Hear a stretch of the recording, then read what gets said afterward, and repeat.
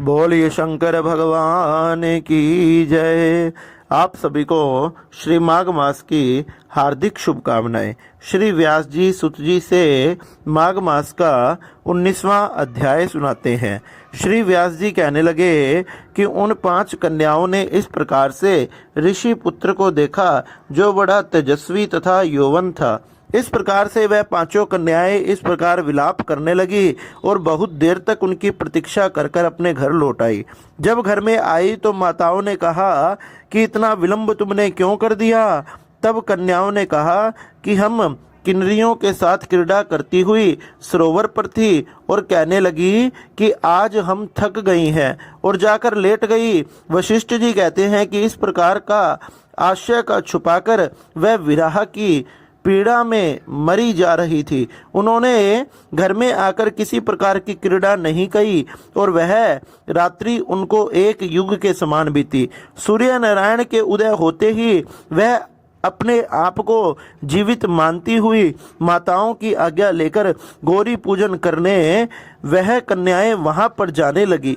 उसी समय ब्राह्मण भी स्नान करने के लिए अच्छा सरोवर पर आया और उसके आने पर कन्याओं ने वाह वाह किया। जैसे कमलनी प्रातः काल सूर्य उदय को देखकर कहती है, उसको देखकर उनके नेत्र खुल गए।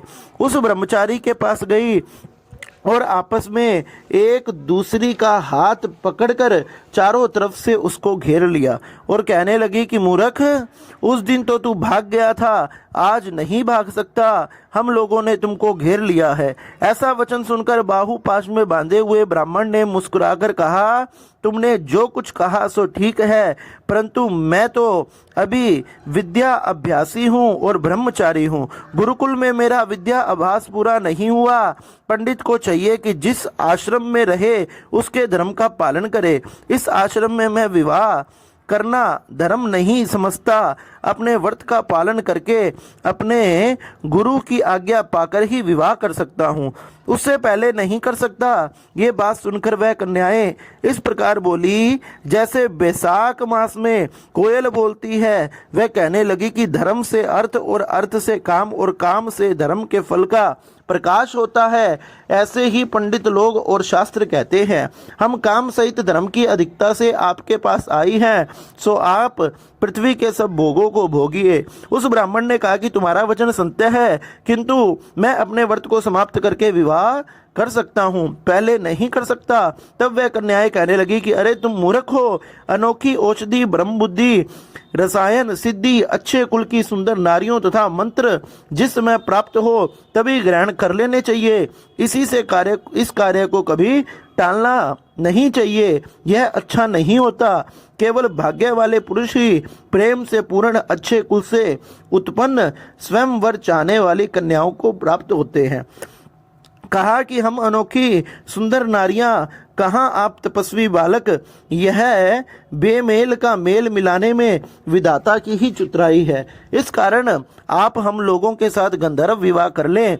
इनके ऐसे वचन सुनकर उस धर्मात्मा ब्राह्मण ने कहा कि व्रती रहकर इस समय विवाह नहीं करूंगा, मैं स्वयंवर की इच्छा नहीं करता। इस प्रकार उसके वचन सुनकर उन्होंने एक दूसरी की हाथ छोड़कर उसे पकड़ लिया।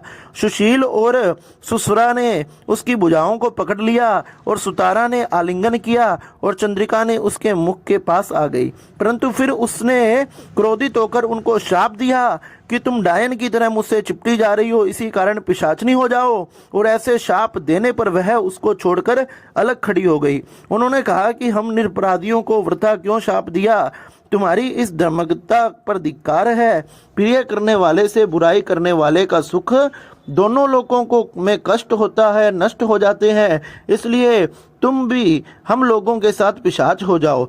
तब से वे आपस के क्रोध से उस सरोवर पर पिशाच पिशाचनी हो गए और बस पिशाच पिशाचनी कठिन शब्दों से चिल्लाते हुए अपने अपने कर्म को भोगने लगे। वशिष्ठ जी कहने लगे कि हे राजन, इस प्रकार से वह पिशाच उस सरोवर के इधर उधर फिरते रहे और बहुत समय पश्चात मुनियों में श्रेष्ठ लोमश ऋषि पोक शुक्ला चतुर्दशी को उस अच्छोद सरोवर पर स्नान करने के लिए आए। जब क्षुधा से दुखी इन पिशाचों ने उनको देखा तो उनकी हत्या करने के लिए गोल बांधकर उनके चारों तरफ घेर लगाने लगे। वेद निधि ब्राह्मण भी वहां पर आ गए और उन्होंने लोमश ऋषि को साष्टांग प्रणाम किया। पिशाच ऋषि के तेज के सामने ठहर ना सके और दूर जाकर खड़े हो गए। वेद निधि हाथ जोड़कर लोमश ऋषि से कहने लगे कि भाग्य से ही ऋषियों के दर्शन होते हैं। फिर उन्होंने गंधर्व कन्या और अपने पुत्र को परिचय देकर सब वृत्तांत सुनाया। कहा कि हे मुनिवर, यह सब ही शाप मोहित होकर आपके सन्मुख खड़े हैं। आज इन बालकों को निस्तार होगा जैसे सूर्य उदय से अंधेरे का नाश हो जाता है। वशिष्ठ जी कहने लगे कि पुत्र के दुख से दुखी हुए वेद निधि ब्राह्मण के ऐसे वचन सुनकर लोमश ऋषि के नेत्रों में जल भर आया और वेद निधि से कहने लगे कि मेरे प्रसाद से बालकों को शीघ्र ही स्मृति पैदा हो। मैं उनके धर्म कहता हूँ जिससे इसका आपस का ज्ञान वलीन हो जाएगा। इस प्रकार से श्री व्यास जी महाराज ने सुत जी से यह माघ मास के बारे में बताया और इसकी महिमा को सुनाया। बोलिए शंकर भगवान की जय।